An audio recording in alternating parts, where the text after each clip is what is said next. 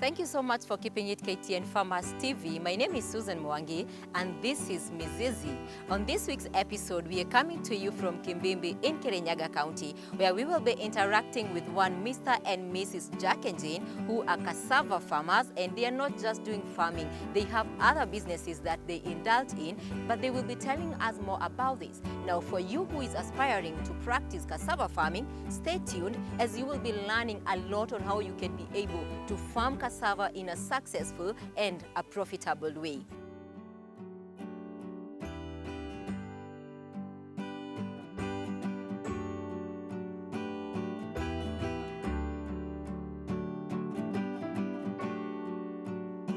Cassava is one of the world's most important food crops, providing quality carbohydrates in tropical regions where grains and potatoes grow poorly, if at all. The roots can be stored for long periods in the ground as a hedge against famine. Cassava is a root crop mostly preferred for its nutritional value, such as the starch and the carbohydrates, which are energy-giving food. Being a high-resistant crop to challenging conditions such as prolonged droughts and poor soil fertility, Jack shares it can be grown in almost all ecological zones, but mostly do well in relatively dry areas. Welcome to this farm. My name is Jackson Gary, but we call ourselves Jack and Jane in Investments. We do farming, this cassava farming. Well, if you want to do cassava farming, one of the things that you want to do is to look at where is your farm located. This place is relatively warm and receives quite a good amount of rainfall. So in 2019, the rainfalls were really scarce. So it is at that moment we thought, where can we get drought-resistant crops? That's how we settled on cassava. So I went to Kari in Embu and I asked them for a quality seed. They gave me just a few, and then I went looking for seed from my friends, and that's how I ended up planting the whole of this farm with cassava. One, cassava is the type of crop which we must look into now. It gives good energy, it's natural, it's nutritious, and therefore many people who take cassava, their bodies will be strong. I have planted this farm for the last 1 year. I'm now looking towards April when I'll be harvesting. While preparing land for cassava planting, it is advisable to use mechanization. Plowing using tractor is advantageous. It is essential as it loosens the soil and allows the tubers to grow big underneath the ground. In terms of land preparation, this place you have what we call ox and the plow. They prepare and bring the soil together. So for cassava, you need soil that is in kind of a heap. You know, this heap is where the roots will be able to make the produce going down into the heap of soil that you have made. So where you see the lines of the cassavas as you look around, you see that every plant is on a heap of soil that was made by a plow, which is driven by the ox. So you do that. If you don't have an ox, if you're in a place where you don't have plows, then you can obviously use maybe a foko jembe and heap the soil together and then plant. When it comes to planting, then you plant cuttings, and the cuttings can be 1 foot long. Traditionally, people would plant the cutting looking down and leaving a piece outside the soil. But when I went to Kari in Embu, I was told that if you want to do better planting, what you do is you plant the whole cutting and cover it with soil. That's why you don't see any part that is outside. All the cutting is right inside the soil, and it will sprout from different parts and cover the whole part and become productive. A small 1 foot cutting can produce maybe up to around 4 or 6 kilograms, and a kilogram goes for about 30 to 35 shillings. Unlike other crops, cassava are not necessarily identified by their biological names, but many people refer them to as the sweet or the bitter variety. Jack shares how he was advised about the variety which was preferable for growing in this region. Well, when you talk about variety, we don't go by name. We look at the red one. If you look right there, you can see that one is red. They say the red is sweet. So we detect variety by the color. So the red one is very much preferred. The white one is one which was planted a long time ago, and many people still plant the white one.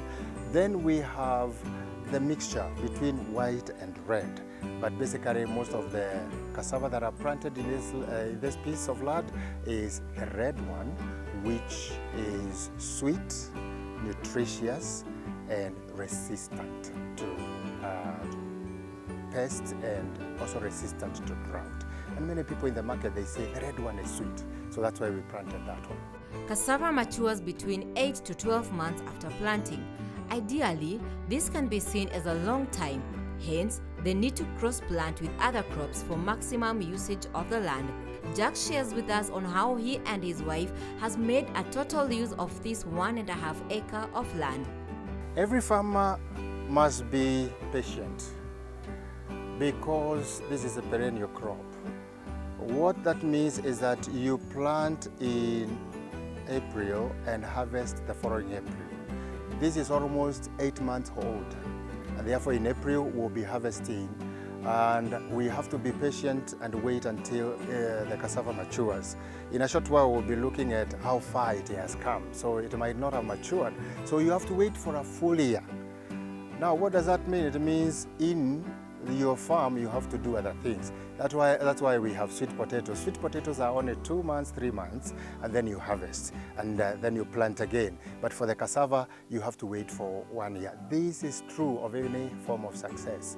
You know, you have to be patient and wait for the maturity term, so that when you're harvesting a good produce, and you're able to, you know, get a good product because you have been patient with your crop. Cassava is highly resistant to pests and diseases. Jack shares even the minor attacks that have affected the plant, the tubers where the food is stored is much hidden and never really quite affected. I'll begin with the first challenge is lack of enough rainfall. That is a challenge because you have again to do artificial irrigation. But when we come to pests, cassava is very resistant. But recently we have seen a new development where we have whitish, something whitish that is coming to the cassava, which never used to be there before. So this is a new pest that we do not know even how or what to do with it. And perhaps as we continue, we carry on, the government might be able to come up with a solution to this. For us, it's not about us now, because when it rains, the whitish is washed away and the cassava continue to thrive and they continue to, you know, do well.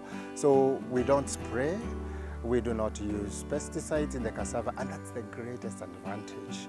But I believe in order to maximize on commercial farming, perhaps we need now to know how can we control this whitish pest which is coming these days. But for people out there who want to try cassava, I can assure you, cassava can survive perhaps in very little rainfall, and of course without any pests and without any trouble. Now we have heard that the locusts are coming, but we are praying that they don't get to this side. Maybe that could be a pest that can affect the cassava. But as for now, we do not know any form of a pest that disturbs us in cassava farm. One of the consolations we have is that this whitish does not affect the tubers because they are under the ground, and you see the whitish up on the stem, and therefore we believe this whitish will not affect there. Yeah, when we try to look whether this whitish is going down there, again we can tell the whitish cannot survive under the soil or in the soil, and that's why we are not worried about them. Previously, Jack was growing other crops which were not bringing in much profit. He observed the market trends and realized there was a demand for cassava and that the market was yet to be exploited, and thus started his cassava venture. I was planting maize before, I was planting beans before, and then I discovered that Well, if the prices are not good in the market, then you do quite a lot of work in preparing maize, preparing beans, and you don't get good returns. So as I was interacting with people who were buying sweet potatoes in this farm, they were able to help us understand that cassava is the other crop which is on high demand in the market. It's not being gotten from many farmers, and therefore from that knowledge, when I got that knowledge that cassava is on high demand, I said then I want to try it so that I can be able, one, to satisfy the need and to be able to supply to the people looking for cassava. Right now we have a number of people doing hotel food industry in Embu. I have visited them and they have all told me the same story, that we don't get cassava from anywhere. And I've promised them that in April I'll be supplying them quite a lot. So cassava is a crop which many people want to use, because now you can use cassava for porridge, you can eat cassava when it is raw, you can use cassava for boiled and used for breakfast. At the restaurants in Embu, I have seen them boil the cassava, then they deep fry it, and many people are going for that kind of food these days, and therefore that's why I want to meet that need. And so we agreed with Jane, why don't we try cassava? And we see in this waiting period, we're still looking for market where we'll be able to take that. Cassava plants have many benefits for farmers.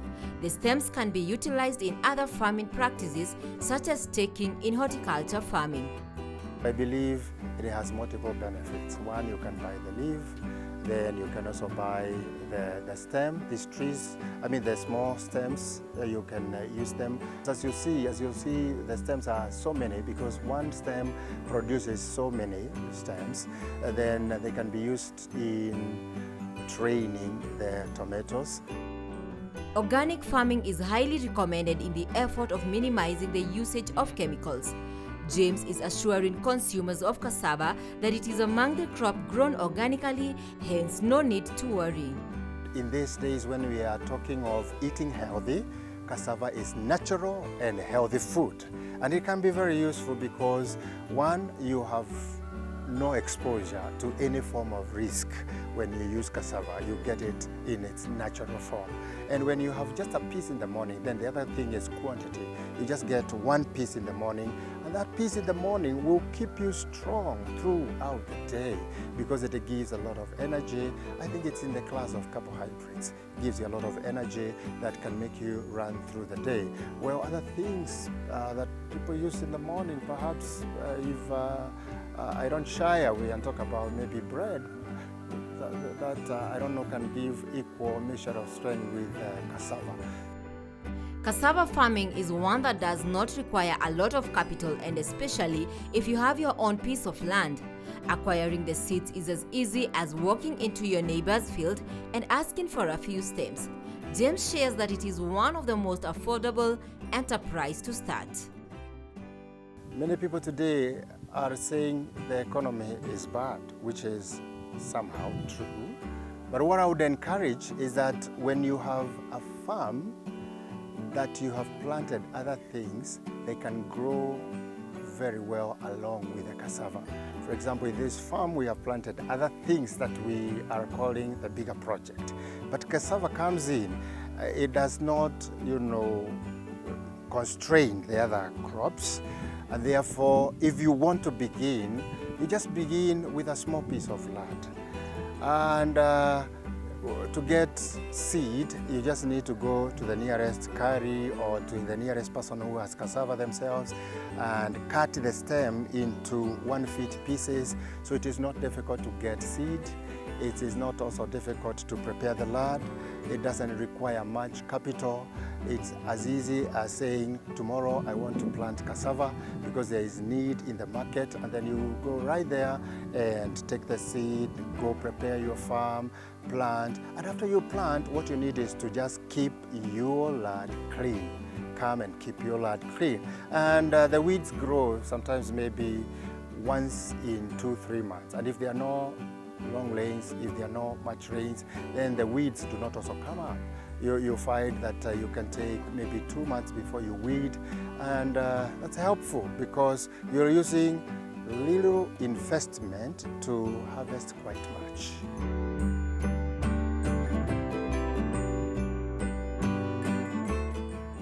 Thank you so much for keeping it KTN Farmers TV. This is Ms. Zizi, and now Jane will be telling us how she was able to convince her husband to give up maize plantation, which they had farmed for an entire 15 years. But before we get to her, we will be taking a short commercial break, but don't go anywhere. We will be back in a short while.